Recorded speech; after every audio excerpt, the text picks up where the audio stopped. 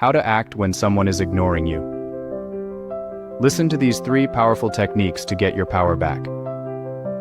Number 1. Match their energy. Matching their behavior doesn't necessarily mean completely ignoring them back. Instead, it means adjusting your level of engagement to be more in line with theirs. If they're taking some time for themselves, you can do the same.